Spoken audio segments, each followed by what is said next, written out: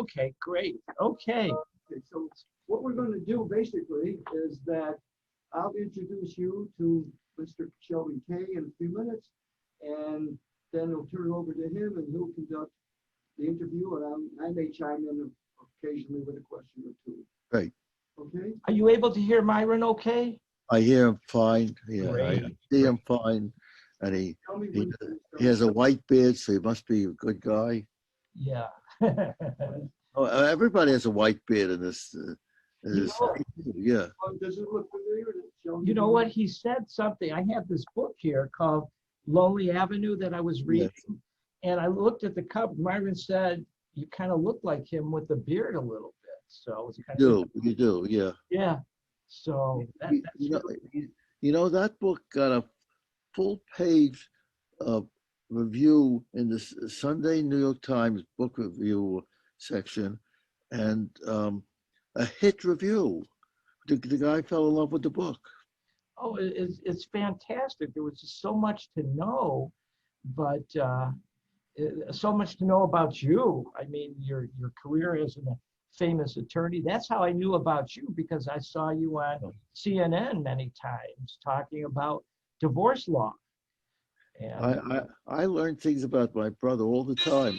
Oh, let me turn this off. I'm sorry. but the magic oh, moment. There you go. Yeah, that's it. That's it. The what do you call it thing? The drifters. Yeah. There's a song called "A Cottage for Sale."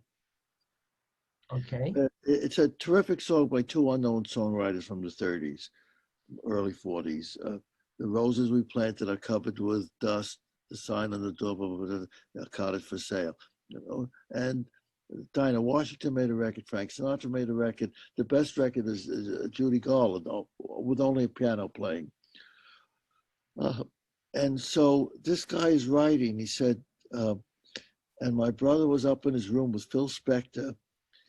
And when this fellow went in, they were playing. My brother was singing, and Phil Spector was playing on the guitar, "A Cottage for Sale." I know, because Phil Spector, I knew well, because he used to come to the house. I never heard him any kind of inclination to that kind of music. And my brother had a very good, maybe tenor, you would call it, voice. And of course, we grew up, and I've heard him sing many times. Then he became a blues singer, and he did that kind of music. But and we sang together, except I had no voice. He had a voice. Anyway, so let's talk. Okay. So. Okay. Well, thank you, Mr. Felder, for agreeing for this interview. We're excited to meet you and to do this interview. I'd like to now introduce you to our host, Sheldon K., local and well-known Detroit attorney, accomplished musician, band leader, radio personality, and overall good guy, and pandemic beer grower. So say hello to Sheldon K. Are you funny? Yes, that's what happened. Oh, my mom, Alice Shaw, if she saw me, she would say, "Shelly, cut your beard." That's what she would say. But that's all right. My dad, who's 98, likes it. You know, he's got a beard too now, so it's pretty cool. You know? And my brother had a beard too, as you know. Yeah, yeah. So, you know, how I got interested in this is, first I want to talk about you. Yeah. You know, I saw you on CNN many times, and then I saw that you had a book called Schmucks. Yes. Jackie Mason and yourself, and I bought the book. Jackie Mason is my favorite comedian of all time. And so I read the book, and then I saw that you've written many other books. Yeah. Survival Guide to New York City, you wrote. That's what Jackie also. Okay, and then Dancers on a Dark Street, you wrote. What's that about? That's a book of short stories, very well received, but it never sold anything. It had a blurb from what's this lady author? They always name her for the Nobel Prize. She never gotten it.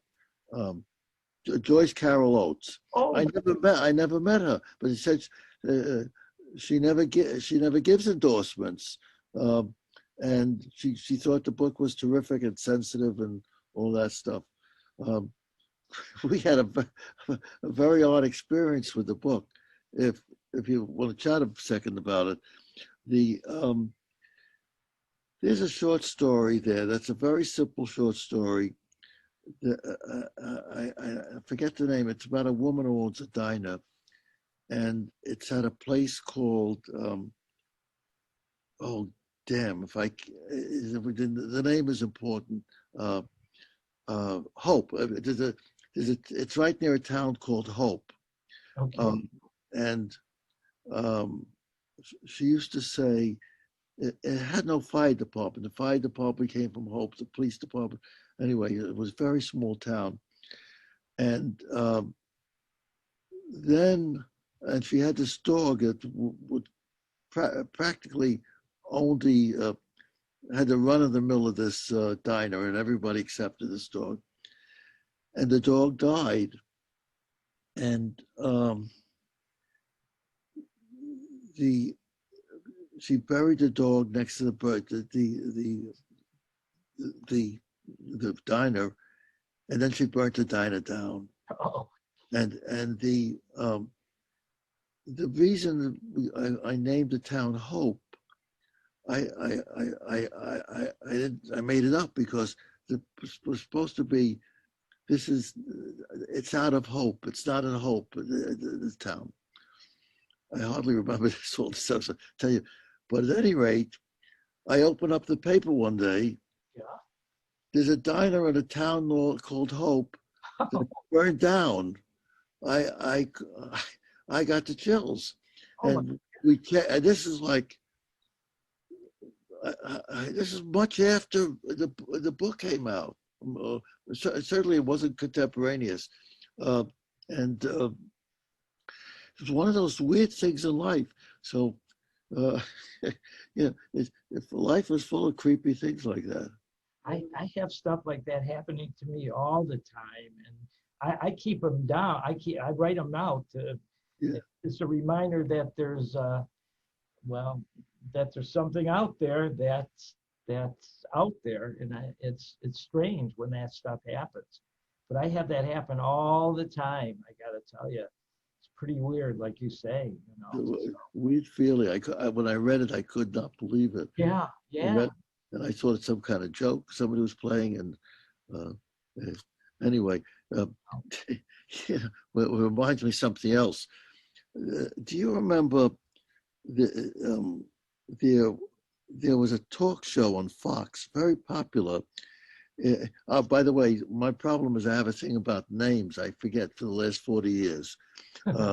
My mother used to call me by my brother's name and my brother by my mother's name. And I just found out about 4 months ago that my brother's son, who I was chatting with, I'm telling him about this problem I had with names. He says, funny, I have problems with proper nouns. So I was speaking to a neurologist and said that there's something in some part of the brain that was never properly dissected out, but that governs that, and that's where the problem was. But I'm also senile. I forgot what it was. Oh, so it was called Hannity and Combs. I remember that, huh? Yeah. And then at one point, Combs died, Alan Combs, and Hannity became very, very the top star of Fox. Right. The Alan Combs was a fan of my brother's, and he had this all-night radio show for Fox also. And so after my brother died, I had been on the show several times, but my brother was on the show a lot because he and Alan were friends.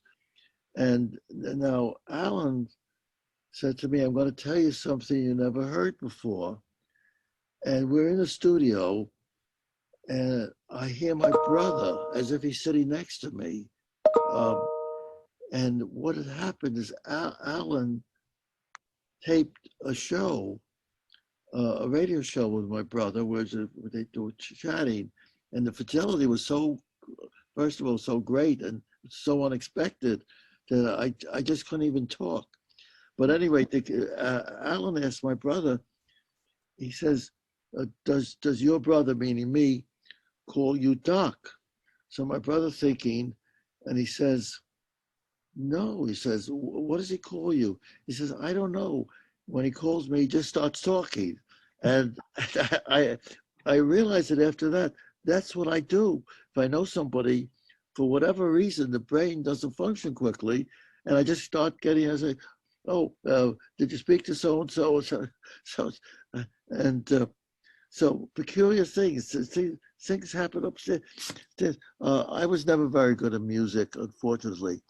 I have a good ear, but I can't get past the ear. I, I, I can't sing. I can't play an instrument. My brother used to send me to these places. Well-known, one well-known guitar player.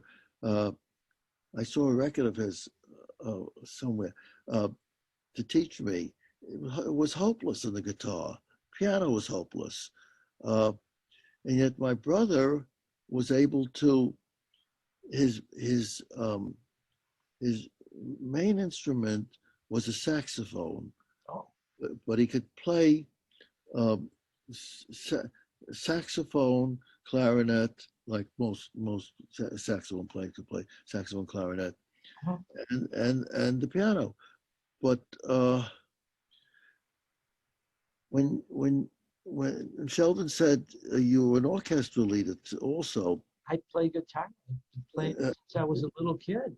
Oh, I mean, well, when I tried it, the fingers were too much of a problem. I couldn't. It was hurting my fingers. But at any rate, my brother had a band. It was called Jerry Felder and his Blue Note Orchestra. Okay. And they used to rehearse in my house.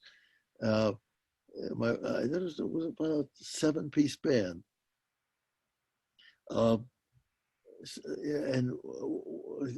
the funny thing was, years and years and years later, a part of it got entwined in my legal career. And what had happened was that I was a prosecutor at that point. Oh. Okay. And I was in the East U.S. Attorney's Office. Oh. And I'm trying a case, and we picked a jury, and the man keeps staring at me. I chose him for the jury, you see, and when the case is here, well on the way, it suddenly hits me. That's Morris. Well, Morris was a drummer.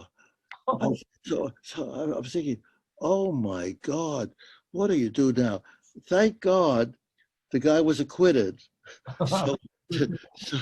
So I didn't have to deal with anything, a mistrial, or was it the guy went away, was free. But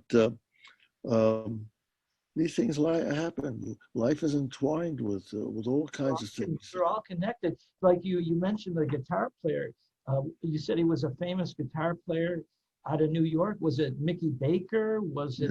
Oh no, I went to. You mean who was teaching me? Yeah. No, I think it was Josh White. I think. Josh White, really? I think it was Josh White. The name just came to me. This guy was quite a respected guitar player, but sang too. Yeah, blues. I think it was blues. That's what yeah, blues. Right. Josh White, and he had a partner. I can't think of his name now, but yeah, they used to play in Michigan quite a bit at a place called the Chessmate, which was a famous blues club. And I got to tell you a funny story. I was a little kid, and I went there. I was 16 years old, and there was this guy named Howlin' Wolf. This I know who that is. Yes. Yeah, this big monstrous guy. And I didn't know what his real name was, so I go up to him and I said, "Mr. Wolf, do you think I could play with your band?" And I thought he was going to throw me out of the Chessmate. He got so mad that this little white kid could play blues. I just wanted to jam with the guy, but I remember that incident with him, and it was pretty interesting. I play his music on my radio show. You know, some of Howlin' Wolf. Yeah. It was very distinctive. Very distinctive. Yeah, that voice. Yeah. Little gravelly voice. And boy, he scared me. I thought he was going to eat me up. You know. So wasn't your brother going out into these clubs when he was like a teenager still? And see Yeah. Oh, certainly. Uh, uh, and I think that caused the esophageal cancer, throat cancer, that eventually killed him, Mm, because he cut out smoking 30 years before he died. yeah. Those clubs, and the reason I know, I went there, uh, the Pied Piper was on George's with, I remember these clubs, they're all black. He was the only white person in the place.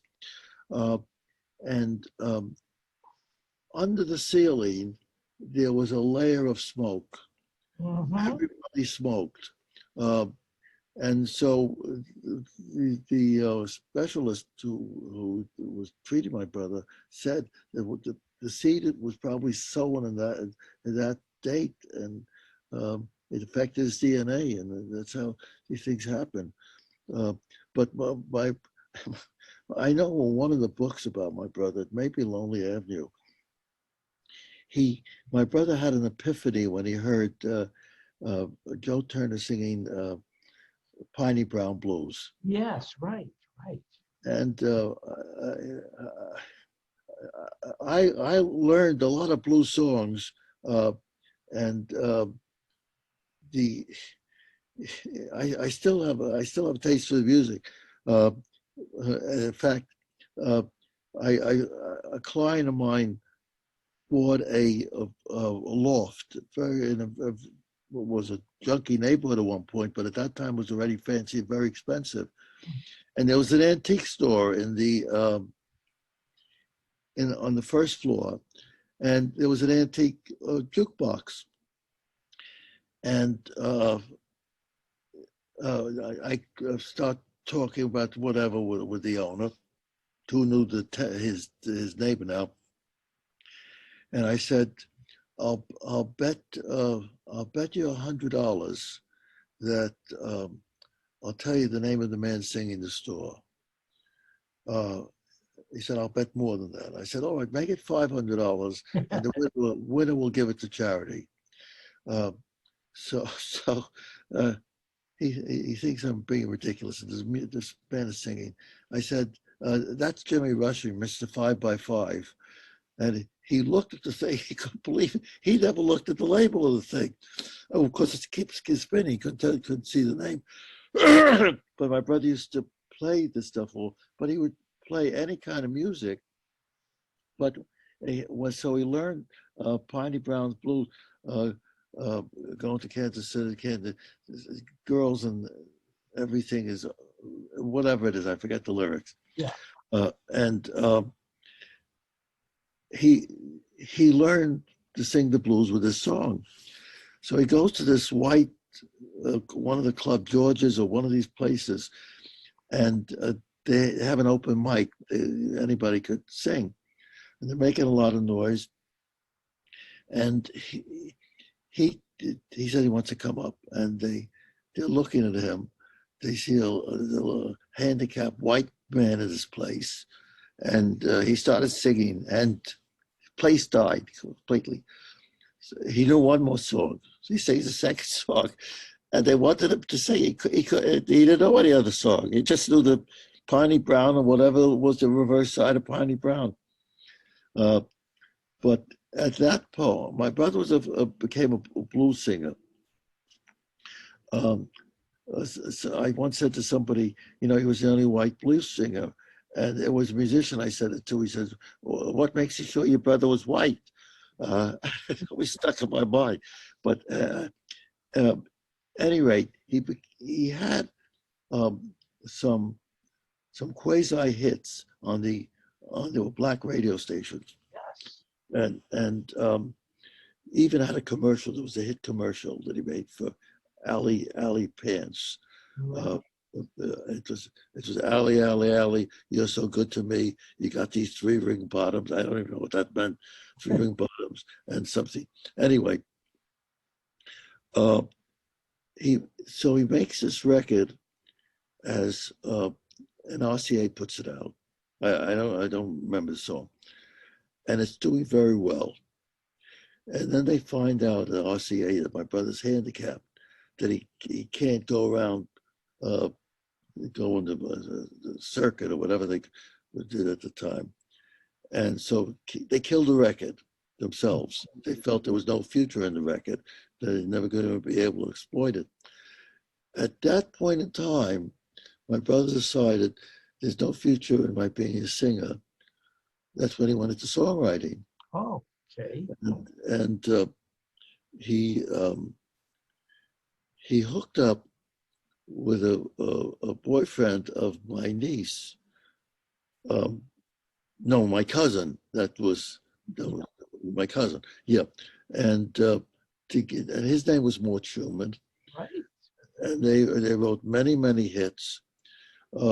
Morty went to live in Europe, became very cosmopolitan. Um, the he then translated. He picked up languages easily. He translated Jacques Brel, and he wrote Jacques Brel is alive and well. And they ran a long time, Broadway, off Broadway, and the bottom line is he died within the time frame of my brother. Short, not long after my brother, I gave a eulogy for him, and that's how the circle closes.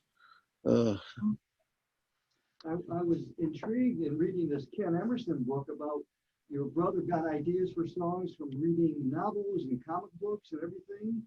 Is that? Anywhere. Well, for instance, one song, I was used to seeing him. What he would do is he'd write on the back of a napkin or an envelope, and I knew it had to do with the songwriting. But when he got married, a lot of music, a lot of musicians around there, and everybody was dancing with my then sister-in-law, and there's even a tape of me dancing with her. And I saw my brother scribbling on a napkin, and that scribbling was "Save the Last Dance for Me." Ultimately, Is that amazing? Wow. Yeah. He wrote. Morty wrote most of the music, but my brother wrote the music too to many songs, and I saw them work. Even with the working, there was a very thin line delineating what they could do, and somehow we got a piano in my home. I don't know how, and I really remember Morty sitting at the piano, my brother leaning on his crutches, and my brother saying, "No, no, no," and then he would touch one of the keys and said, "No, no, no," and then we work it. And my brother would put the words that they're writing, and there was one point they were churning out these hits. I was living in Europe at the time, and I didn't realize there were hits. And I was taking the ferry from one part of Brooklyn to another part of Brooklyn, across Sheepshead Bay, and I heard some kid with a boombox playing the music, and I was taken aback. And I had not hooked up with my family yet. I was crossing with this ferry, and they said, "Yeah." They said it's on the radio all the time. Was a major hit, but there was well, Save the Last Dance for Me, This Magic Moment. He wrote A Teenager in Love, Viva Las Vegas. Yeah, well, Viva Las Vegas. My favorite song of all time is Marie's Her Name of his latest flame. That is my favorite Elvis song of all time. My band plays that. We play that. You know, I can't remember having heard that song for some reason, but when I looked at the royalty sheets, I would always see, because it looks strange, it's Perrin. Marie's the name, Perrin, her latest name. Right. Yeah. And even today, when you go to Las Vegas, they're playing it all the time. You go into stores, you hear it over the loudspeaker.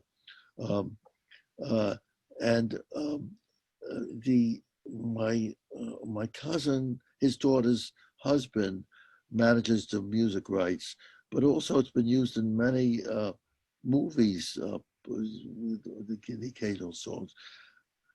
And then when you think you're never going to hear the song again, Michael Bublé makes a hit record of it. Mm-hmm.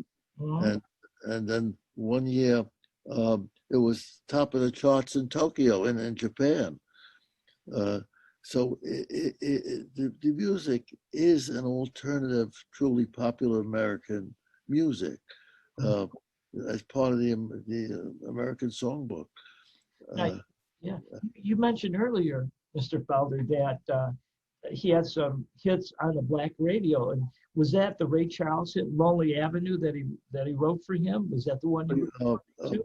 Yeah, and he told me something funny about Lonely Avenue, which was a big hit for Ray Charles. Yeah. And I did another story I can tell you about Ray Charles, but it was a favorite of junkies. Oh. And my brother used to hold court in a place called the Hotel Forest where he lived. So he would be there in the lobby till 5 o'clock in the morning, and people would stop by. All kinds of people would stop by, and a lot of junkies. And my brother sings. There's something about the pounding, repetitive rhythm that is in sync with their whatever the devils are in them. But when my brother was in the hospital, he lingered. It was a terrible period in everybody's life. But Ray Charles sent him a tape, a personal tape. He never played the first line to me. He said, it's called a Papa Doc. And it was very private. Well, see, as I was reading the book, it's just amazing what your brother had to overcome, because I guess I didn't know this, that there was a polio epidemic in the late 20s and 30s. I never knew that. I remember getting a polio shot as a kid, but I never knew that. In fact, funny, I was telling my daughter, because I got a shot today, the vaccination, and I remember two other epidemics. One was smallpox in, I think, 47, and it was the same thing, people lining up around the hospitals, and the other was the polio epidemic. The world comes around in different ways. I was representing Picasso's son, and Picasso's mother, Francoise Gillot, was a painter. She's still alive, I believe. She's about 100 years old. She married Dr. Salk, the inventor of the polio vaccine. So she flew into New York while the trial was going on. I was going to use her as a witness. I think I may have done it, actually. And then I had an idea. He would be a great witness, because he was the savior of so many people. Well, I'll talk about the epidemic in a minute. And then when I saw him, he was very nice to me, but he's a very cold person. I suppose that goes with being a scientist. And I never used him as a witness because I thought he would alienate too many people. He was abrupt and borderline rude, very cordial to me, but there was kind of missing warmth in him. I wrote a memoir, very well received, but of course nobody bought. But I write a detail about the polio epidemic. If you send me a note, I'll send you a copy of the memoir. But what used to happen is you would open up the newspaper, morning newspaper, and they'd say 4 children in Queens struck. In South Brooklyn, 20 cases reported, always in the summer. And the way my brother contracted polio was, my mother must have saved money to send him out of town to the Catskills to be away in the summer from the polio epidemic. And she also paid for my cousin, who subsequently got polio also, but a much milder case. And they got it there. It was only fairly recently that they realized that what had happened is the plumbing was not of a good quality in the country, and it seeped into the whatever it is, the water table. I never lived in the country. Whatever it is, seeped into the water supply. So the children in the country built up some kind of resistance to this. It manifested itself with a flu or something, but to polio. The New Yorkers who went there, when they said 40 outbreak of 40 per 100 children in the camp, that was because the mother sent the kids to the camp thinking that they're out of New York, but they were taken right into the epidemic, and that's where my brother caught it. That's where my cousin caught it, because they both went to the same camp. Oh, geez. Wow. It's amazing. You know, I remember as a little kid, there was some pools around here, the Crystal Pool. You remember that? And I remember my mom saying, "Do not go in the water." They used to tell us that. Yeah. You know, because that's where people would contract it, in the swimming pools. And I remember that. I still got a mark on my arm from it. But he overcame so much, and he became, Yes. he didn't let it stop him, which is amazing. No. If you're interested, there's a literary review called the Chicago Quarterly Review. It comes out 4 times a year. Recently, within the last 3 weeks, 4 weeks, an edition came out, and they published a story of mine in there. It's about actually it's about Roosevelt, but it deals with my brother also, and what had happened. It's a little convoluted story. I had a grandson who had a 2-year-old birthday. I write about it there, and his mother, my niece, Doc's daughter, said she found something, and she said, "What do you?" She was going to show it to me. "What do you make of it?" It was among my mother's things. When my mother died, she was very close to my niece, and she gave it to all things. And this is like 25 years after she died. So my daughter finds this thing, and I can't believe what I'm looking at on her phone. It's I'm a history nut, and I have hundreds and hundreds of Time magazines, Life magazines. They're wonderful to read. They're contemporaneous, and they lead you into our time of life. But anyway, so I recognized the signature on this letter. It says Franklin D. Roosevelt, January 16th, 1932.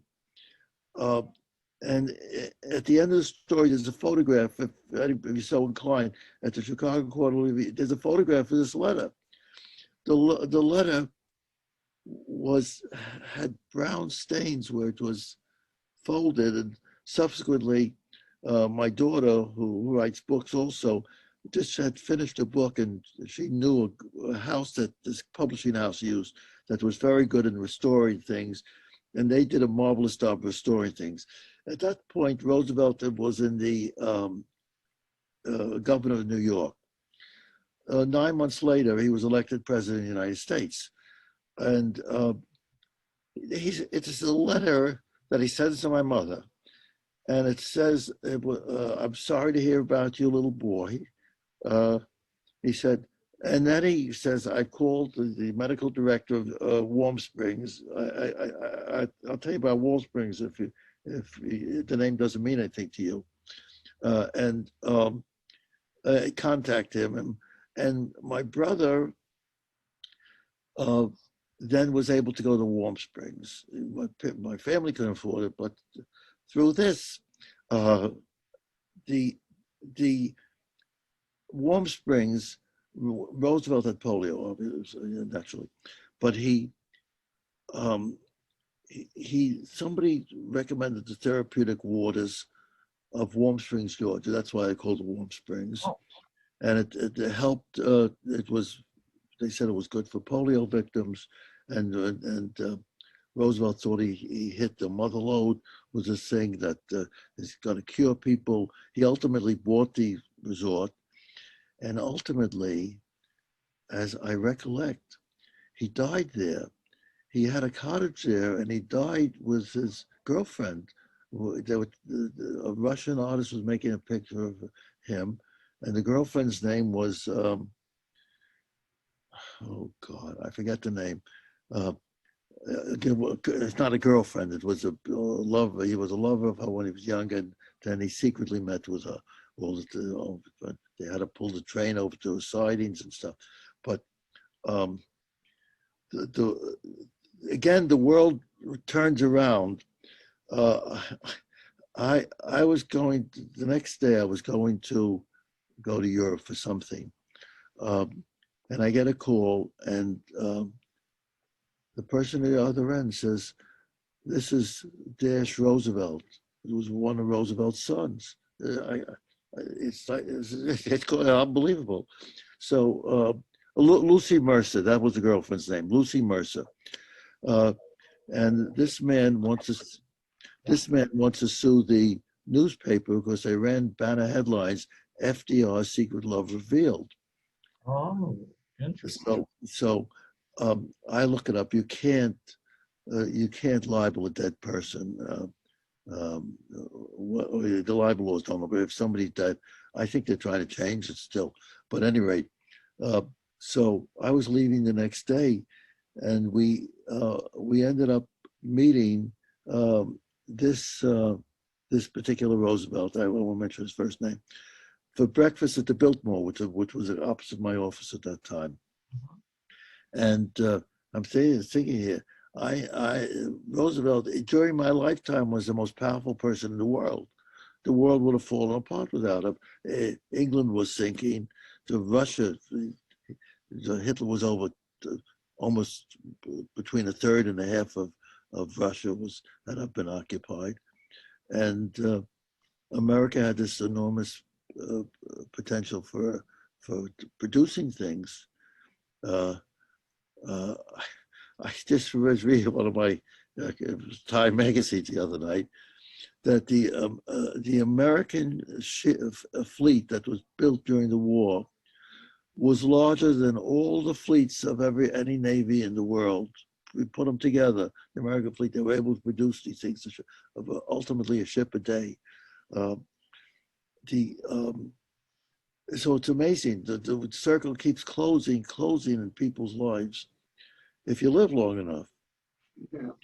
But anyway, in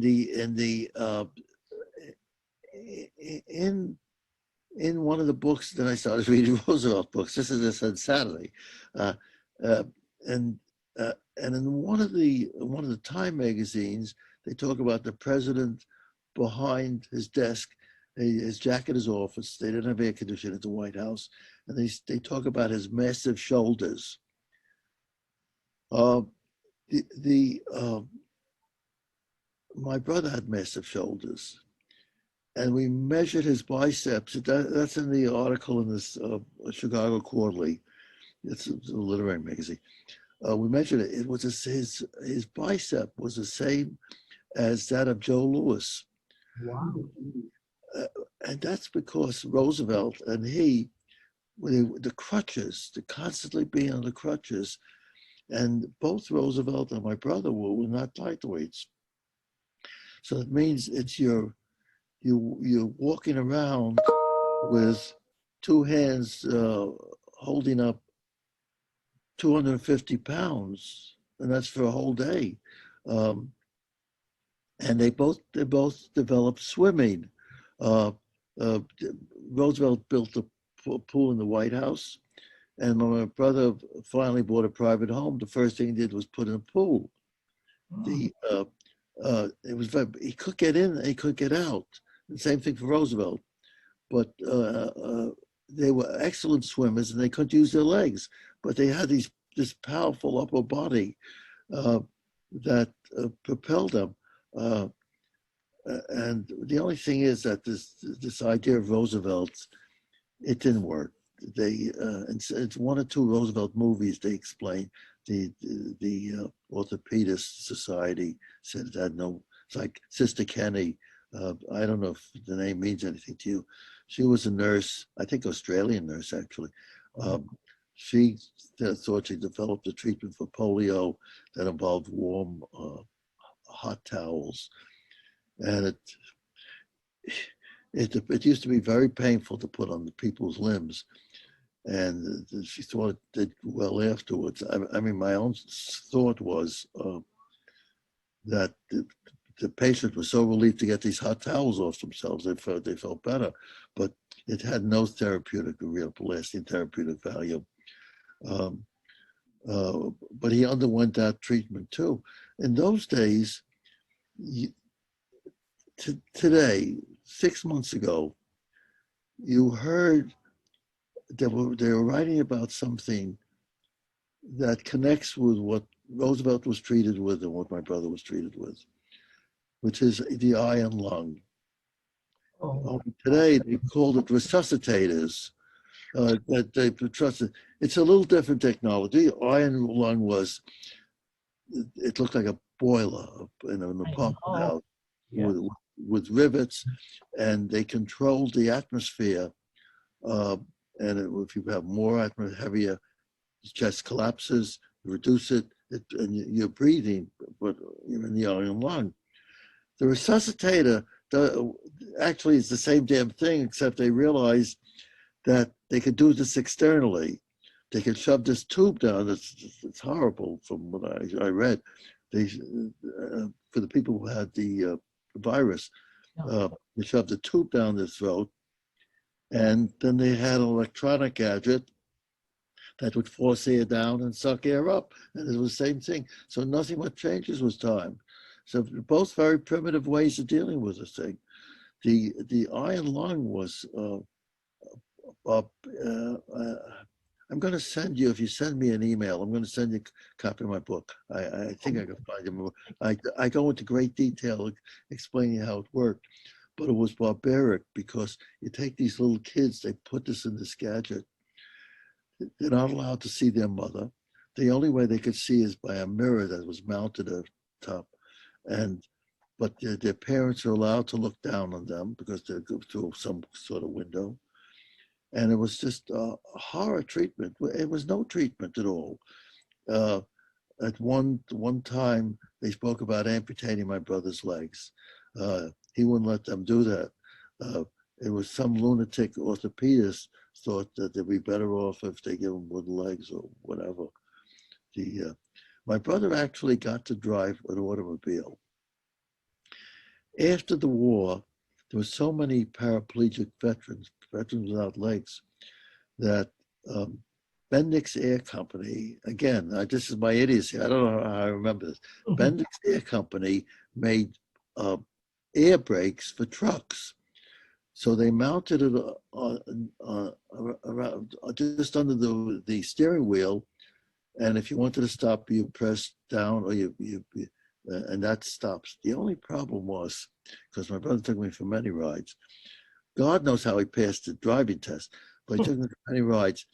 This Bendix air brake, that's what it's called, was so powerful that if you're driving 5 miles an hour and you want to stop the car, it would stop with this thing, and you'd have to grab the windshield, to prevent flying into the windshield. And if you think you wouldn't fly at the windshield at 5 miles an hour, don't bet on it if it's a stop is that sudden. So I say even that comes around. That they made hydraulic cars with well, that was it after the war. They never were able to figure out how to do sufficiently a hand thing on the left side for the pedal, gas pedal, and the right was the Bendix brake. So between the two of them, you could. The only problem is that you had to run the steering wheel too. So it didn't work. It didn't work exactly well, and he wrecked a couple of cars. he was in at least 2 or 3 automobile accidents. Yeah. Did you, what I'm curious about is some of the recording sessions that you were in that you watched. Did you ever see any, like you watched like the Drifters perform and it became a hit, or tell us something about that you. Yeah, I've been to many recording sessions. Yeah, I don't name those years. The name didn't matter to me. Sometimes we're a group, sometimes it's an individual singer, and it was always at a place called NOLA Studios, NOLA, Okay. and it was there were studios that artists, recognized artists, and the record companies didn't have their own facilities. They used NOLA Studios or a competitor of NOLA's. Because it required an enormous investment for equipment. And anyway, so it was to me. And then sometimes going from one studio to another, you would see well-known musicians. And I remember when I was one of the first times I went, that Milton Berle had a television show. Everybody used to watch it on Sunday nights, and the trumpet player was in the act, sort of like they do in the Tonight Show. So, Yeah. And I actually saw this guy walking around the place with his trumpet, and I remember saying, "Oh my God, look at that!" But at any rate, this is suddenly, to me, it was like some kind of epiphany. You go there and you suddenly hear all this music here. And it's music. It's not out of a little box. And it went out of my mind. But there is a Netflix, I think it's on Netflix, and I would recommend it to anybody, even if you don't like Frank Sinatra.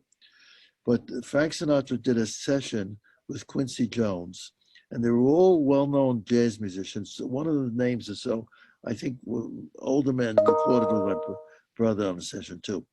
And Sinatra made it as they used to make records, which was the orchestra would sit around you. There's none of that business of overdubbing, all this business.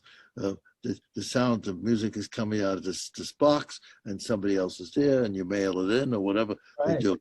But Sinatra's recording this thing, and it was a throwback, but it's a remarkable thing to see because it's organic. You see how it grows. And Sinatra, when you watch this, was not a dope.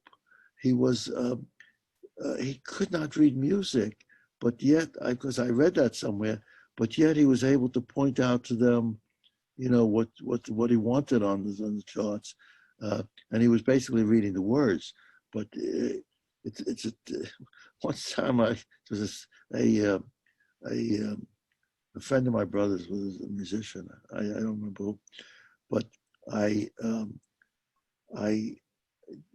Leonard Bernstein wrote a song called "Lonely Town," and it's a very difficult. You're a musician, so you know it's a very difficult piece. It's an interesting piece, but it's difficult. And so I said to this musician, I said, I hadn't seen the video yet, but I had heard Sinatra's record of a Lonely Town. And I said, this is remarkable. How could this man who can't read music see all these changes in all this business? And the musician simply said to me, well, that's what they do. Meaning, if you're a musician, that's what you do. I'm sorry about the noise. It's okay. Yeah, I can't control it. Yeah, we hear the changes. You're right about that. We hear the changes in the music. We hear it. In fact, I'll tell you something funny. Yes. Hearing some of the songs that your brother wrote, I hear the chords by just listening to it. C, A minor, F and G, or G, D minor, C and D, or F, F, D minor, B flat, C. It's the same head. You hear that, and after a while, you just know what it is. And these guys, a lot of them just don't read; they hear. They're ear players, And they, that's a significant comment because I've seen that. my brother was self-taught music, um, but yet he was able to.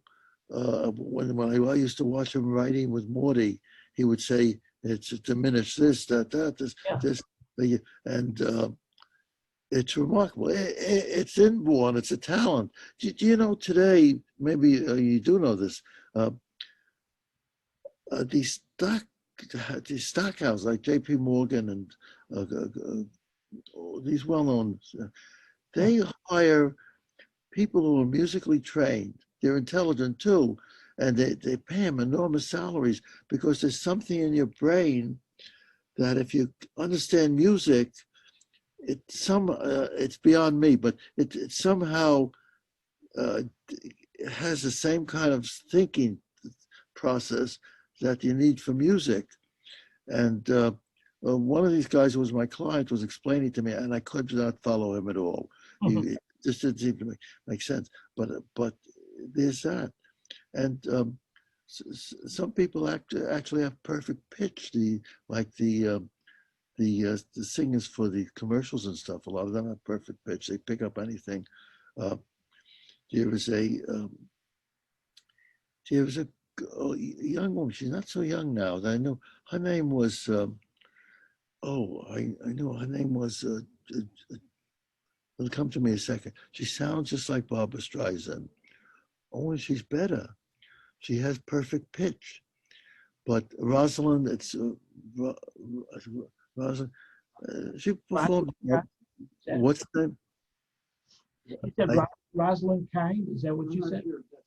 No, that's not it. That's not it. But she sounded like she wasn't imitating Barbra Streisand. She just, unfortunately for her, sounded like Barbra Streisand. But she did have perfect pitch, and she opened for Sinatra a lot in Las Vegas. Oh. And she told me once she learned a lot from him. So I once asked her, "What did you learn from him?" She said, "Well, for instance, I learned that you could follow the spotlight because the heat it makes on top of your head." And I got to tell you, I used to do, not MCs, but I used to do like the Israeli pops. I introduced them, and you'd have to walk around. I found it only takes about 10 minutes to realize that. You feel like you just concentrate on it, but you could feel when the spotlight's hitting the top of your head. But she had perfect pitch, and yet her career, well, I can't remember her name, you can't remember her name. Julie Budd. I've heard of her. Okay. Julie Budd, and you will see she had perfect pitch. There is one young Irish woman. I found her by accident. She died at a very young age. Of course, I don't remember her name, but she made several records. It's the same thing. You could tell she has perfect pitch. Now for instance, I had a lady coming for me. She's a singer, professionally. It's not professionally. She was here to see me professionally about a problem. So she didn't seem too bright, and her speaking voice wasn't that pleasant. So I asked her. I said, "Do you have trouble with pitch?" She said, "No, not at all." I said, "But it's very difficult if you." She said, "No, we got a box here, and they adjust. Apparently, they could adjust it afterwards." Yes. And I'm thinking, all you got to do is show up then. But she said that's all adjusted in the studio electronically. Yes, do that. Yeah, it's called auto tune. It brings you on, and what I do more than I do. See? Yeah, auto tune. As a guitar player, I have a program called Transcribe, and so what'll happen is I'll put some music on and I'll try to figure it out, but it's not in the same pitch as my guitar. So what I'll do is I'll find the pitch and I'll lower it so it corresponds with my guitar. And you could do that now with what they have. It's a great way to learn music. That's how I learned some of the jazz stuff that I play and some of the other rock and roll stuff that I learned. But that's what they have now. The technology is incredible, and you're right. They could correct it. They could take spots out digitally, put it here, correct it, and put it right back in. It's just amazing. That's what I say. You just have to look good and show up. That's all you have to do. Like you say, just show right up. So, of all the people that your brother was friends with, who did you like the most? Who did you admire the most? Yeah, Oh, yeah, he was friendly with a lot of unsavory people too. yeah. Okay. I got along with all of them because I like to listen to live music even today. Yeah. There's no substitute for that. And I remember we had a number of piano players. One was a guy, Reggie Ashby. His fingers was blunt. And I remember this guy could make such beautiful music, just banging these blunt fingers of his, hitting. We had a piano. I don't know how the hell we ever afforded it, but we had a piano. I learned in life, whatever you want most, you can afford, basically. If a stenographer wants a mink coat badly enough, she'll have a mink coat at some point. I'm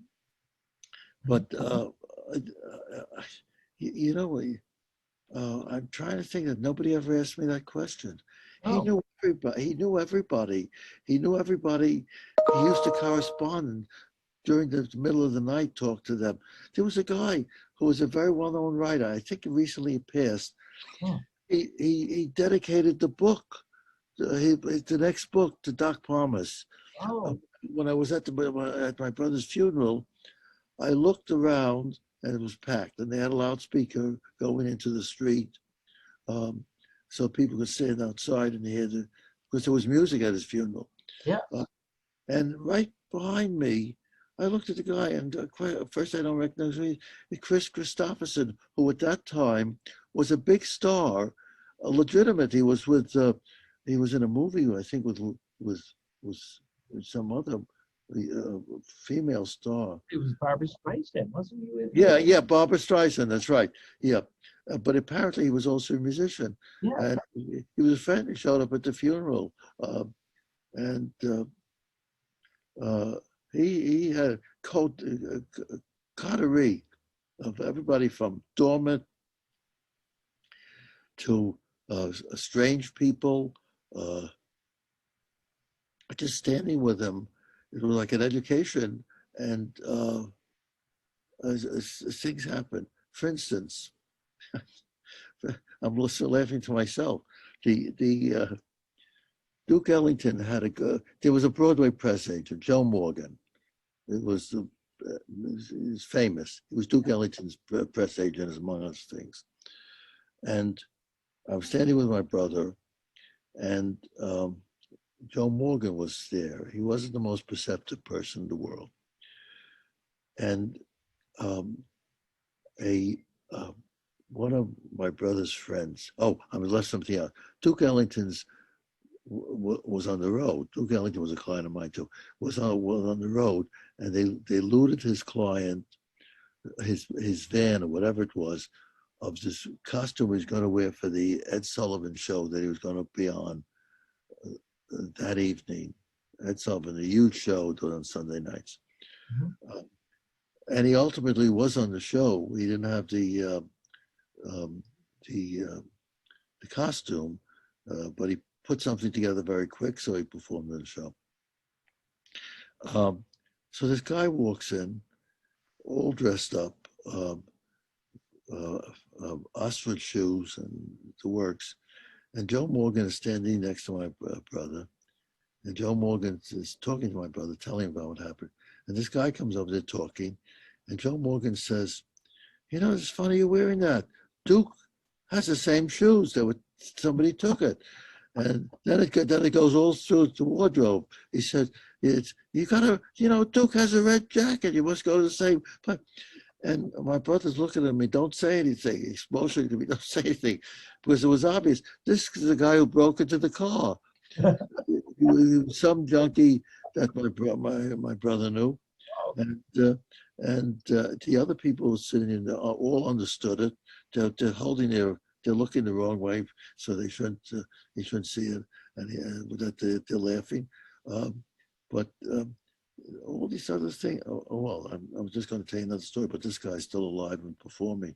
Um, uh, he, a very good-looking girl walks into the forest, uh, and my brother speaks. He says, "How's he?" He says, "I'm tired.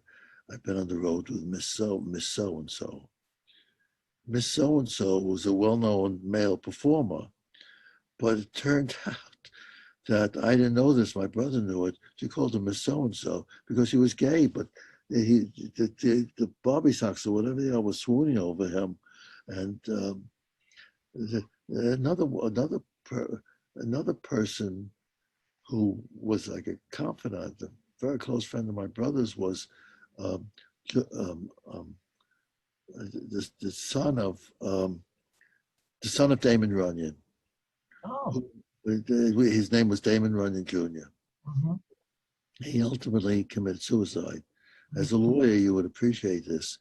What happened is that Damon was a reformed drinker, and he couldn't even have a cream pie that was made with liquor or anything like that. But we used to go, and he was a very good photographer. He he um, he made a wonderful picture of my photograph. He used a photograph in black and white, and he could not sleep. So he did it all night. My brother, I had it on the wall. I think I gave it to my nephew. No, I gave it to my son. I think wanted it. But at any rate, what he did is the royalties used to come in from his father's books. His father had written several movies, Lady for a Day, and many things. I forget, Little Miss something with Shirley Temple. But anyway, and he had this hit column like Walter Winchell. He used to be around Broadway. They took out his esophagus, so Winchell used to take him around, and he had a book says Damon Says, it's SEZ, and Damon would write it out. I mean, Damon's father would write it out. In fact, when he died, Walter Winchell started an organization called the Damon Runyon Cancer Fund. That was a very fine organization because they didn't bury it in administrative costs or anything. Nobody got money except the people who needed the money. But anyway, all of this happened at a hotel called the Hotel Forest, which is now called the Hotel Consulate. The reason the name changed was this. Madison Square Garden was down the street, we called it the old Madison Square Garden. And the circus used to come there. And what happened? The clown, the leading clown, well known as a clown, stayed at the Forest because it was down the block, and it was found murdered there. And it turned out a prostitute. We were having some disagreement with a prostitute, and the prostitute took a fire extinguisher off the wall, hit him over the head. He fell down the steps, and he was killed. Murder. So it took the bloom off the rose. They had to change the name of the hotel. That's why it was called the Consulate. That's why it's called the Consulate now. But it was, and my brother used to hold court there, but he also held court with in several well-known rock places, and he had close friends, very odd. On one end, he had his gambling days. He ran poker games or card games. I don't know if it's poker. And till the police broke it up, and they were held up and all this sort of stuff. And my brother was apparently, as it appeared in print, I may have known, I may have forgotten, there was a very famous actress called Veronica Lake. Was drop dead gorgeous, and the story that appeared, I was telling that to my daughter, who follows music. He actually was A&R for Sony Music at one point in time. And she's sitting next to me in the car, and I tell her, she said, "What are you talking about?" She said, where did you hear such a ridiculous thing? And I see her like all young people then and now do. As soon as there's something they want to look up, they pull out the phone and they start plug the internet. And I see her saying next to me, "Oh my God, she found it on the internet about him and Veronica Lake." Uh, Probably still is on the internet, but the Veronica Lake was very beautiful, a stunning woman. She wore a hairdo with like peekaboos over her eye, and the government made her stop it because they didn't make her, but they explained to them the problem was that women were copying this hairdo and they were working in defense plants. The hair was getting caught in the machinery, and tragedies could happen.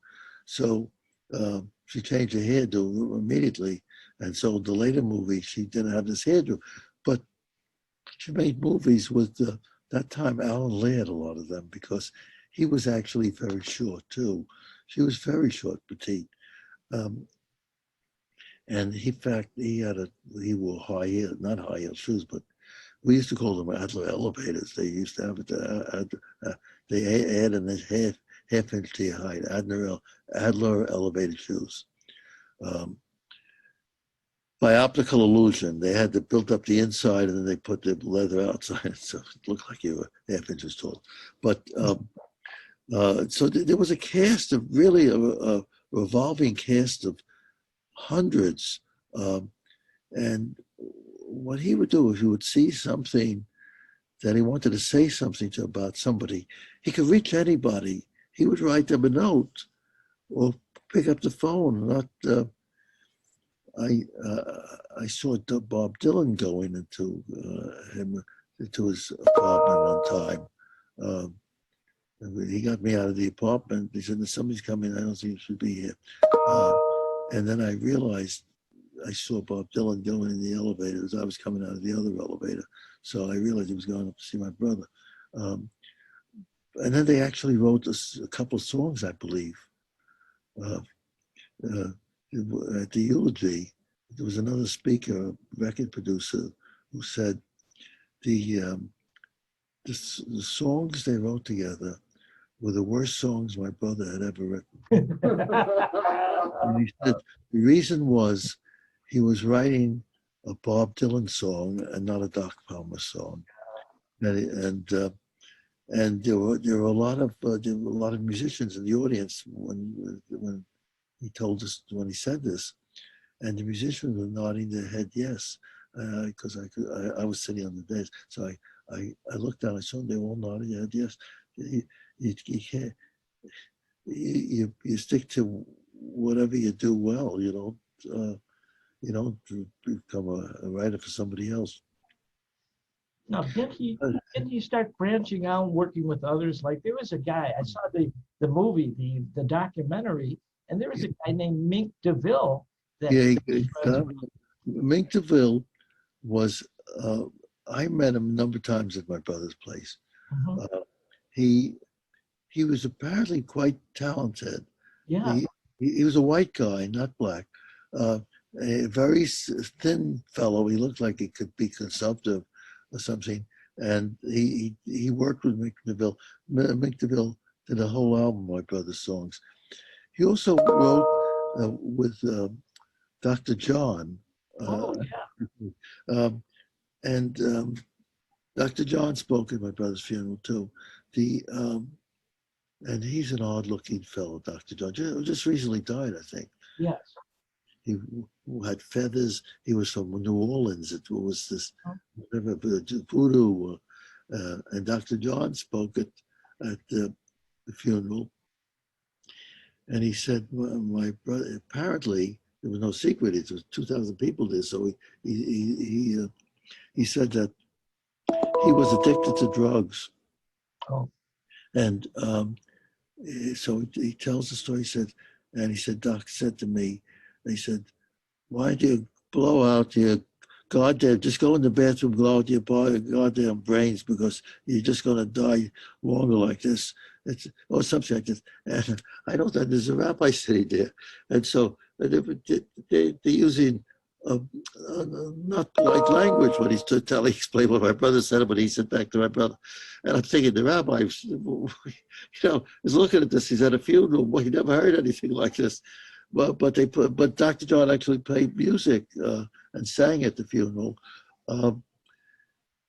He wrote when he was in the hospital. He won an Emmy called "There's Got to Be a Place. There's got to be a better place somewhere" for B.B. King. Oh yes. And it won an. Is it an Emmy you get for the albums? Yeah, an Emmy. And I was told that in the middle of it, he broke down and started crying. Now, CORE, the Congress of Racial Equality, has an annual dinner, or they had at that time, and B.B. King was the guest. And a lot of these things, they have the guests. There's like a green room or whatever they call it. The guests have a glass of wine or there's a liquor, and they congregate, and then they go out and sit in the desk. So I see B.B. King there, and I tell him the story that I heard, and he said, yeah, and then he starts telling me it, and he broke down crying. And yeah, I met B.B. King. There was a place called the Grandy Ballroom, and B.B. King was an influence on my guitar playing when I first started. And I met him, and he was one of the most humble people I had ever met. Very sweet man. My brother told me that he was a great guitar player too. He said Phil Spector was a great guitar player. Amongst the strangest things, at Roseland, which was a big dance hall in New York, my brother called me and said, "Well, you want to come? You want to be a judge in a rock and roll piano, a Jerry Lee Lewis concert?" So I go there. The two judges, I don't think there was a third, were myself and my brother. And these people are competitive. It's a Jerry, how he plays. He plays standing up and banging, the elbows and all this. And they were all good. And my brother says, "You're all terrific. It's hard to pick a winner. You all won all this." But then he told me who was, when I couldn't tell one from the other. The other thing he always did was, if somebody was performing, I've been to a number of places with him, he would stop talking and he stopped people talking after talking. And I once said that this guy wasn't great, He said, "No, but he's doing the best he can. Stop." Yeah, interesting.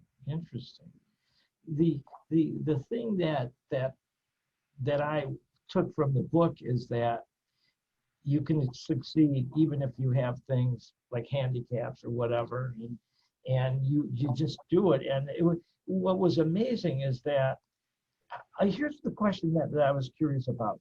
Here he's a blues singer, okay, and then he decides to write songs. What was his first break?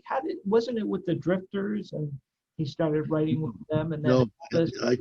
I think the first thing that you could call a hit that was played on the black radio stations was this commercial for Alley Clothes. Oh, is that? Alley, because that was played all the time. I suppose it cost a nickel in those days to put it on the air for the advertisement.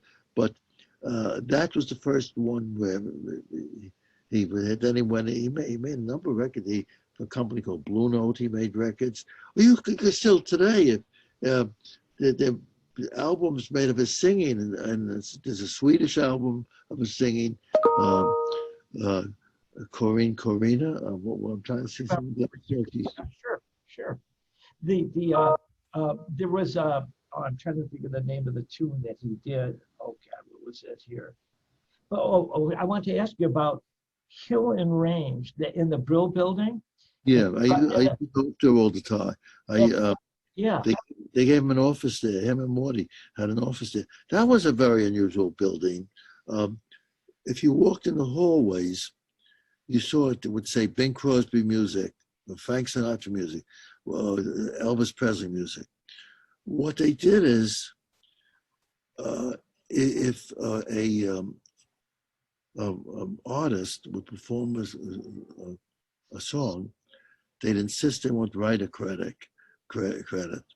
Um, and so it looked like they were, and so they had a publishing company. In fact, there was a famous one, "I'm a Fool to Want You." That if you look at it, it says Sinatra and Schwartz and whatever the other people's two other names. Uh, Sinatra recorded that album, that song in an album, and these guys were in the studio, and they went up to him and said, "You know, this is the greatest thing we ever heard. We want to make you list you as the writer." Now, I thought that was kind of ugly thing to do because that meant that Sinatra was getting royalties for getting royalties as a singer, but he was also getting royalties like this. But then I tell you, I heard years later, I listened again to the song, and I realized that a song, a work of music, is not complete until it's performed. And one part of that is in the hands of the performer. You get the most wonderful song, and it becomes garbage. Now, did you know the Orbrat brothers from Hill and Range? Did you know any of the famous? I know Helen Range intimately. I don't know. Paul Case was another guy. My Oh, brother. yeah, that name was mentioned. Yes. Yeah. They were very successful. They were Auerbach brothers. Yes. The brothers are dead. The wife may still be around. I went to a charity affair in right here. She had a big apartment at Fifth Avenue, but she may have died too. But so they published all these songs. They were the world's biggest collector of an artist who was very popular at the time, Bernard Buffet. And with a B, not with Buffet, with B, yeah. Bernard Buffet, and you would recognize in a minute. The only trouble was that Bernard Buffet created all the pages were the same, like Stephen Foster, they were all the same song. But this guy, every painter looked the same. These bold black the outlines and all this business. But anyway, they were worth a lot of money. So they collected and they were all around the studio. They gave my brother a small room, and he with a piano. All of these kind of rooms had pianos. And the music was created there. And sometimes, my brother Morty would write something, and Morty would go sometimes, because Morty would quasi perform it. It's interesting, when my brother stopped singing, he never sang after that. He had his voice, he sounded like Perry Como, something like that, but with a better range and less brown in the voice. It was, he used to sing to my mother, "I'll take you home again, Kathleen," and she was transfixed. It was, and and then sometimes he would sing. I asked him to sing "Danny Boy," and he sang it, and it sang perfectly, without any sheet music or without having the lyrics there. But where did this come from? Nobody knew. This was every time the family used to get together and say, "Well, where did they get this from?" It happens. I represented Picasso's son, Yeah. a lovely human being, but no talent. He became a photographer, passable photographer, but you'd think something had to pass over to children, and it never did. I want to play something for you. Can I play Yeah. something for you right now? Yes. Okay, I want to play you this here. Let me find it here on my computer here. And I'm going to play this on the show tonight here. This song, let's see here, it should come up in a second.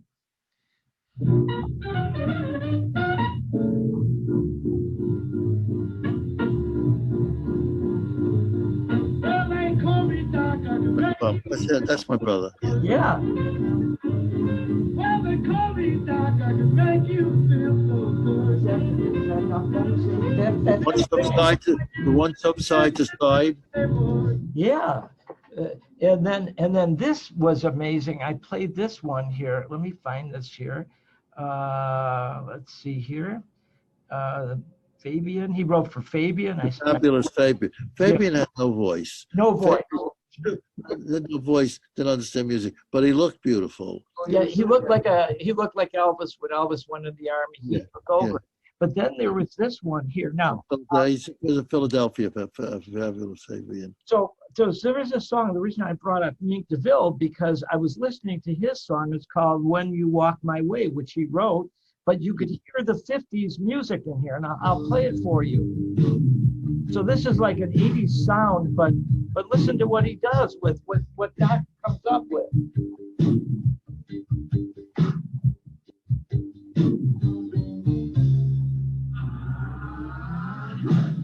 When you walk my way, There's 50s. Don't you pass me by. It's a Doc Pomus song. It will be so heavenly if you walk with me. And here we go, right here. See? There's your 50s sound right there. Yeah. See, that's Doc Pomus's stamp right there.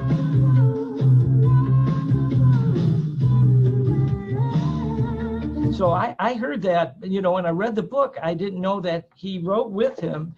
But when I heard the song, I said, look at all the influence. There is your 50s and 60s rock and roll influence that he gave to the world. What about the Latin beat to Save the Last Dance for Me? Yeah, let me play that for you. Let me find it here. Let's see here. He used to like Latin music. Across the street, there was the Puerto Ricans, but they like Spanish music. They sit at the steps, and my brother would love it.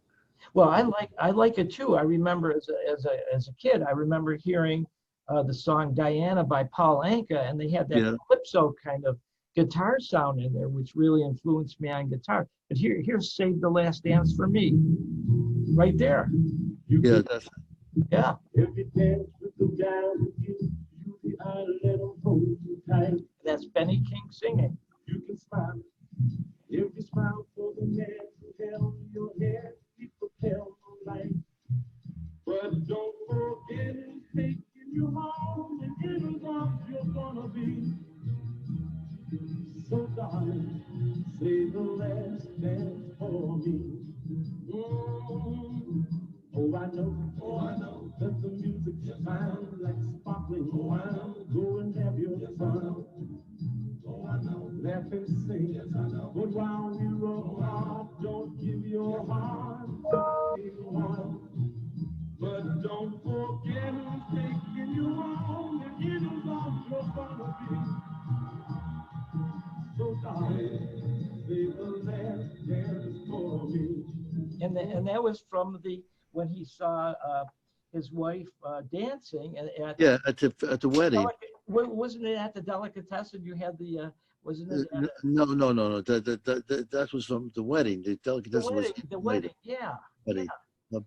By the way, I was in a shaded camp with my daughter today, and she says, "Listen, there's a guy selling like frankfurters and stuff, one of these wagons, and I didn't hear it, but she just listened to play Save the Last Dance for Me.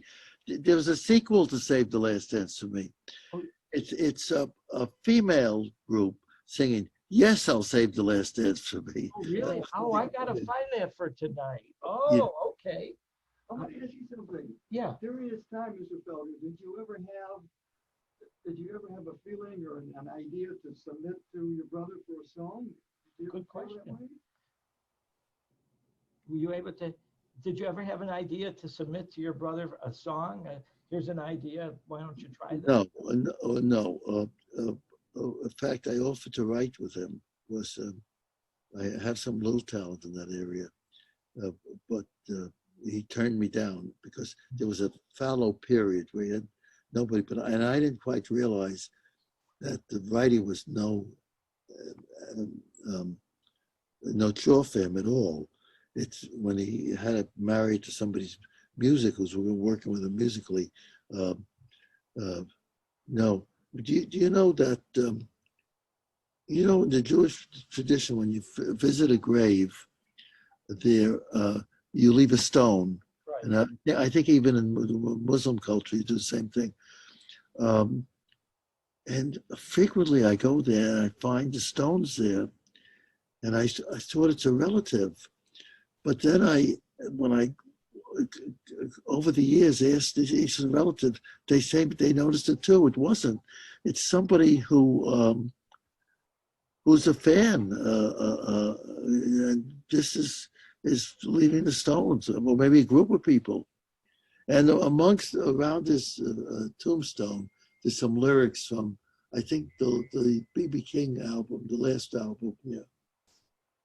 Fascinating. Wow. There was I'm trying to, let me see what else I have here that I thought was pretty interesting. When they did Fabian, he did Turn Me Loose. I remember. I remember that, and then but he did Little Sister. He wrote that for Elvis. Yeah. And but then he wrote Laverne Baker did an answer song, but he wrote that also. It was called Hey Memphis. He wrote it also. I didn't know that. I never heard that. He wrote. I found that out by just doing some research, and it was an answer song to Little Sister, and he wrote that also, which I thought was pretty cool. And let's see, This Magic Moment, the beginning of that was just incredible. Well, that swirling violins. Oh God, that's just unbelievable. That was his idea too. Somebody else told me that. He wrote the song, and then when they're making the record, Presley used to call him. He never met Presley, because Presley had this colonel, his manager, was afraid of, I gather, people meeting him to take him away from him. Anyway, but he called him frequently from the studio when they were recording. But somebody else told me this, that they were recording, and then he had the idea of this swirling violins. Somebody else says it's the best 3 minutes of any song of the era that's ever been written. So let's see if I could find that here. Let's see here. Here it is, right here.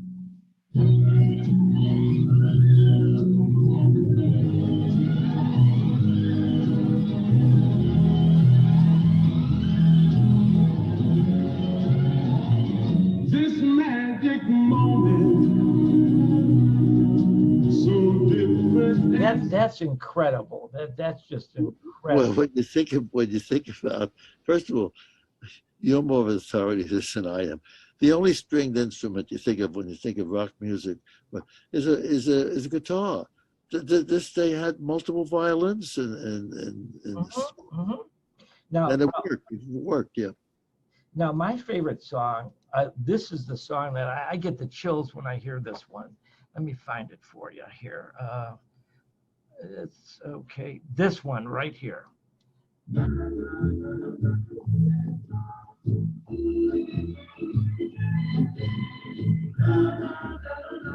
I Count the Tears.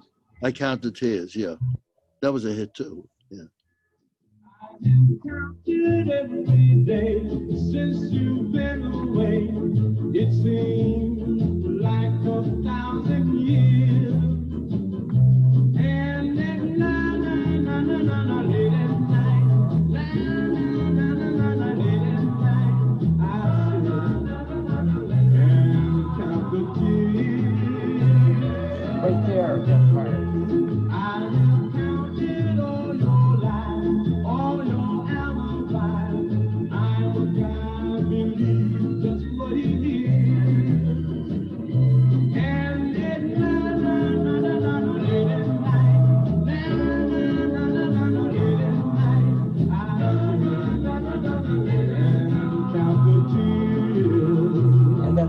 stage right here.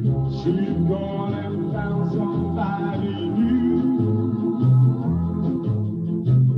He may be happy now, but soon he'll be counting every day that you've been away.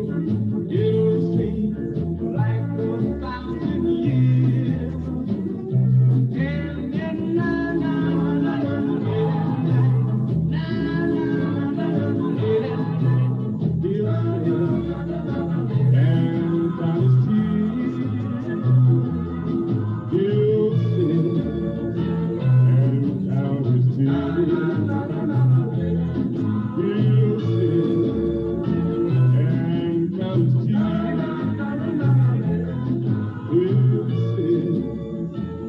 Wow, that is a work of art right there. To come up with something like that. I'm just a guitar player. Once in a while, I'll come up with a cool guitar lick when I'm playing, but to come up with something that the world has, it's just incredible. But I have something else I want to play for you here. I have actually the demo version of when they came up with Teenager in Love. Yes. And that's pretty it's great to be young and in love. Love. Yeah. Well, do you have any information on that you could fill us in? No, I'm trying to think. No, I remember that it was number one for a long time. But they were actually, you could hear them coming up with the song as they're demoing it, like right here.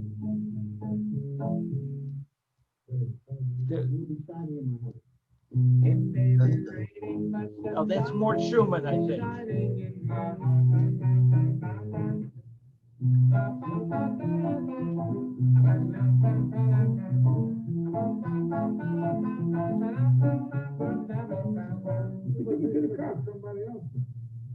Wait a minute, she was doing a face like that. Yeah.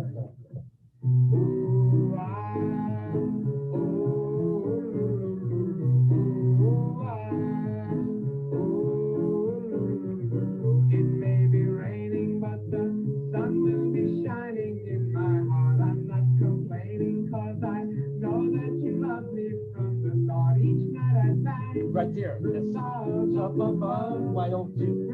Right there. Young and in love.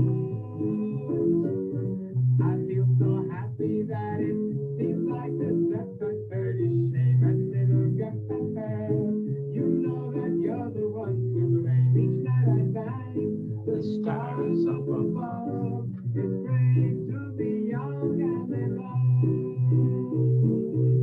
Let's name the day soon, sometime in the middle of June, when we'll walk side by side. You'll be blushing like high. Let's shout it from the rooftop. Let's shout it to the streets below. Let's tell our friends and foes. I want the whole wide world to know that to thank the stars up above. It's great to be young and in love. It's great to be young and in love. Now this is a live version of Dion and the Belmonts. Oh, yeah.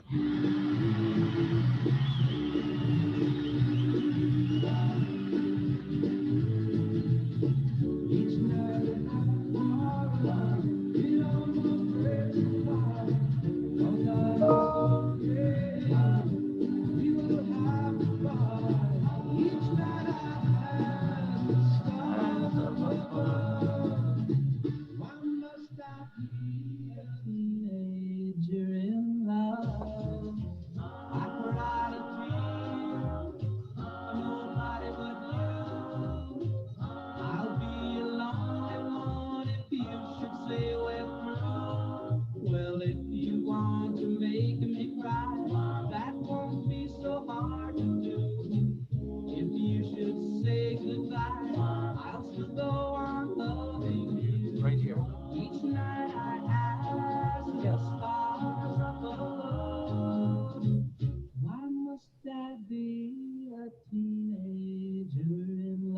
So I got to tell you what I did with that, Mr. Felder.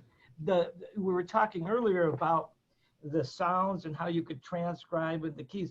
It was a different key when I heard it from the live version, but I wanted to mix them and put them together. So I actually had to raise the pitch on the actual version of Dion to mix it with the live version so that it would sound coherent, you know. So I did that. I'll tell you what, I'd rather do this than practice law. I'd rather do the music than anything else. This is. Well, you're lucky you have the skills. You can do it. I would love to do it too, but I can't do it. But you lived through it. You lived through the. I lived through it, yes. You lived through that. You're like a historian. You're actually a rock and roll historian. You lived through it. You saw it. You saw how it got big and how it morphed into everything. But it's the history of. That's what we do with our show, and that's why Myron and I wanted you on. How we came up with the idea is that we started talking. I've been getting together with Myron for lunch every Saturday for years, and we like old rock and roll. He's a playwright also, and very creative. He writes for local shows here. So we were talking one day about the Brill Building, and as we were talking about it, he had a book by this guy Ken Emerson, and we were talking about Doc Pomus and Mort Schumann. So I thought that was his real name. And then we started doing research, Myron and I, and we saw that his name was Raoul Felder, and then your name came up. And I said, oh my God, let's talk to the brother. He knows. He knows everything. Plus being famous yourself, I thought, wow, 2 in 1. We got a double play today with you on. Do you have any sense of how he came up, why he came up with the name Doc? Yeah, how did he get Doc?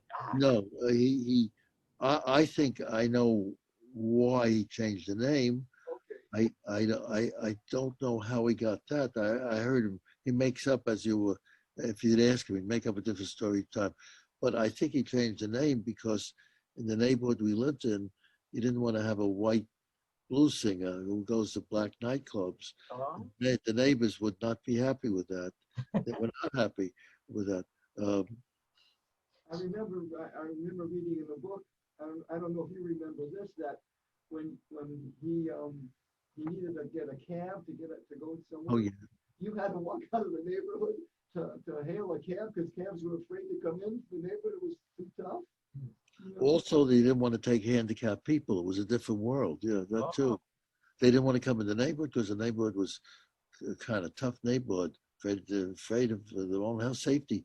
But also, there was a different psyche in the world. They didn't have cabs that are amenable. So what I used to have to do is, first of all, to get them in the neighborhood, to come in the neighborhood, I'd have to walk to Broadway, Brooklyn, which was sort of okay street. There's an L on it. I get in the cab, and I would say, once I was in the cab, I say, go straight. Oh, I just remembered, make a left. We got to pick up somebody at Manhattan and McKibben. Otherwise, you couldn't get the cab. It was a cruel time too, but there must be 1,000 stories like this buried in people's minds. But it was a different time. I don't know if better or worse, but it was different. Yeah. I saw you dancing at the wedding. Yeah, well, that's it, right. But he was riding away when I was dancing at the wedding. Yeah. He was dribbling on the back of a napkin.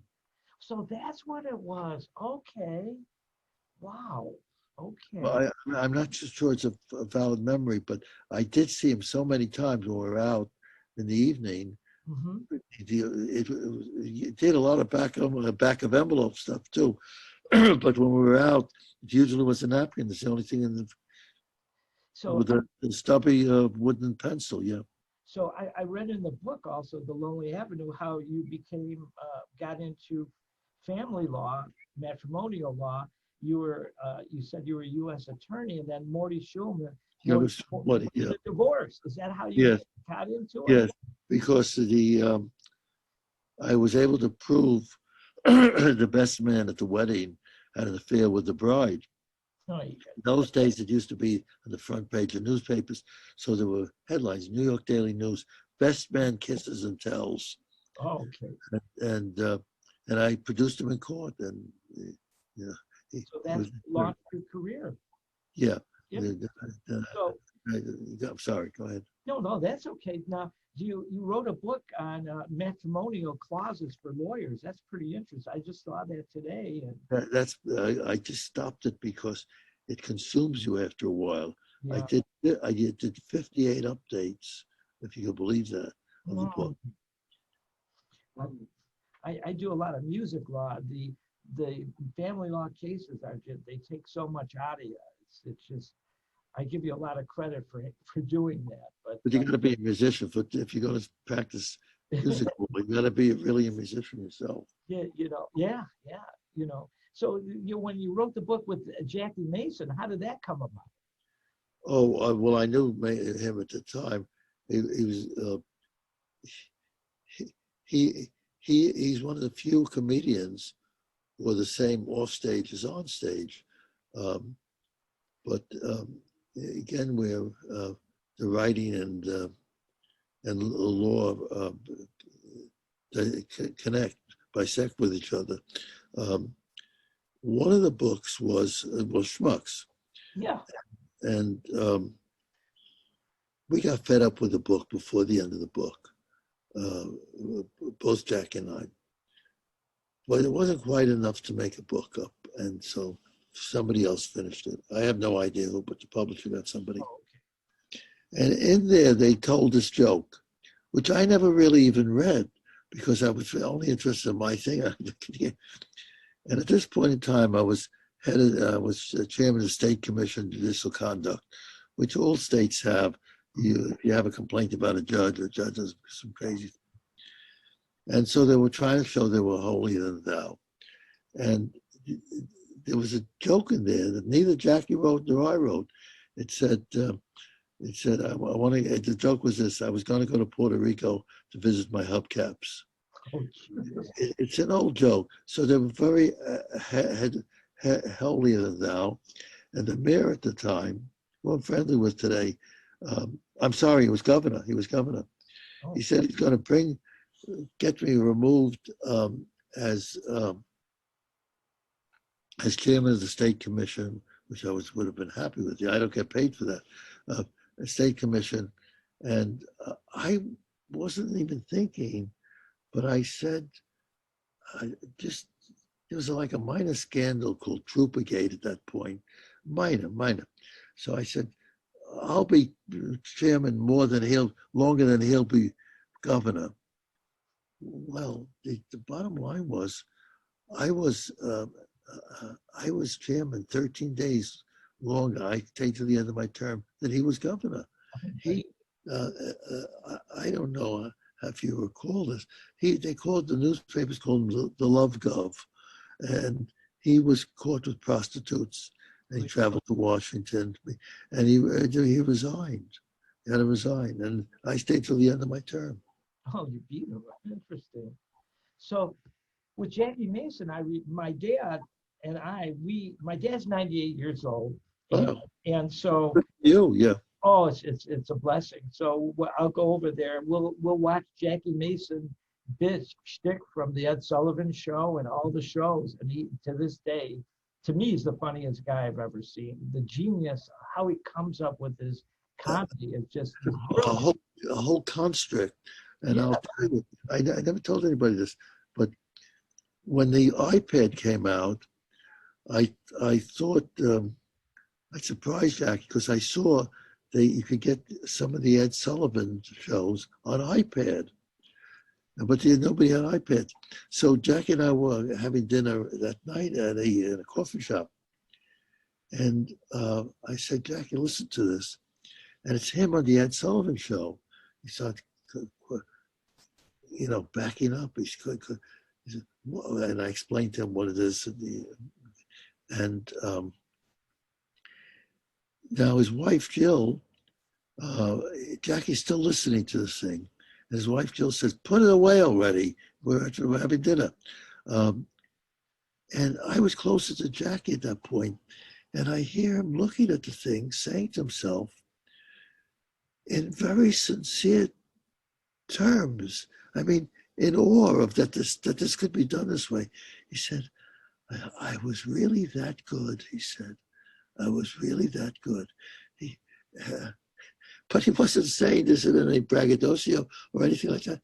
He was just saying it in a kind of amazement, having never heard this for like some of these routines, the other me, or some, there was a number of routines he had that he wrote every one of them. And of course, his ability to tell a story is very unique. But he was just amazed at it. And I think that's a tribute in of itself, that somebody could be amazed at the way they, because most of the people will say, if you hear anything, they'll say, I sounded like such a jerk, then I could do things smart. But he was really, really amazed. And it was brilliant stuff. As you say, it was really brilliant stuff. And he really didn't tell jokes. These were not jokes. They were, it seems like a lot of logic was involved from one premise to another, and they all would make sense. He would weave in these ideas, and they were just like when he did the psychiatrist joke. Yeah, the psychiatrist, yeah. So that's what I'm talking about, the other me. I found out he's the other me. Yeah, the other me. And why should I pay him? He should be paying me. It's very convoluted. And it makes sense though, but it makes sense. Yeah, when you think of it. He has to think about it now to record. He has so many of these things. He just doesn't go automatically into it. But it's hard work for him. I've seen him in the process of how he creates it. Oh. And I've heard him sitting in the back of the car. He's sitting in front. Repeat a line maybe 30 or 40 times, one line, different ways, accenting it this way, accenting it that way. It's hard work, and he works very hard at it. Well, my jokes, yeah. Well, my dad understands all his Yiddish. He still speaks it, my dad. I'm sure you speak Yiddish too. A little bit down to Jackie, but you know, Jackie was a rabbi. You know that? Right. Yeah. Yeah, that I know. He was an ordained rabbi. I like how he does. He gets up there and he starts singing like a rabbi sometimes, you know, and like he's in shul, you know. The first time I was at his apartment, it was a duplex apartment. Yeah. And I'm trying to concentrate on something on business, talking to his wife, and I had only met him outside a delicatessen. I never knew him before. And there's this man going through the house, holding one hand to his ear, which my brother used to do too. Apparently it's the way you could hear what you're singing. Davening, praying, singing.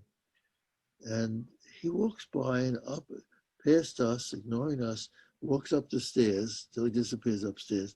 But as he's walking by, his wife Jill says to me, ignore him, just ignore him. Well, let's go on with the talking. It's very hard to ignore somebody else's circumstance. Wow, God, he's very childlike. He's very naive in many ways. We're having dinner with a public official, and the guy is not black, but he's not white either. So I could see Jackie, something's going to happen because Jackie is staring, the guy staring at the guy, staring at the guy. And then Jackie turns to him during the pause and says, listen, I'm trying to figure you out. Are you black or are you white? Now, first the guy is about to be offended, but then he sees Jackie looking at him. He's absolutely sincere. He doesn't understand this. Why? It's with a naivete about him. He's a childlike, almost naivete. But anyway, so I got to get back to my other profession, my day job. Oh, your day. God, this has been fantastic. Thank you. You made my day. You really did. Well, you made my day. Oh, well, thank you. A little exhausted, but you made my day. Well, meet you. and Yeah, talk to you. I hope we do. I hope we do. I've never been to the Rock and Roll Hall of Fame. Have you ever been there? I've been there a number of times. I've And never been there. I heard he has some exhibit there or something, somewhere in the thing. if you're going to go there, we will meet you there. How's that? All right, I'll let you know. You know who wanted to go there? Who's a fan of rock and roll? Is uh, um, he was Secretary of Education. His name is Bill Bennett. Oh, yeah. He's a big aficionado of rock and roll. Interesting. Yeah. Okay. Okay, guys. Thank you. Thank you very much. We really appreciate it. Thank you. Thank you, Mr. Yeah. Felder. Oh, you have a good day. Thank you. Bye now. Bye-bye. What a great, great guy. Oh, man.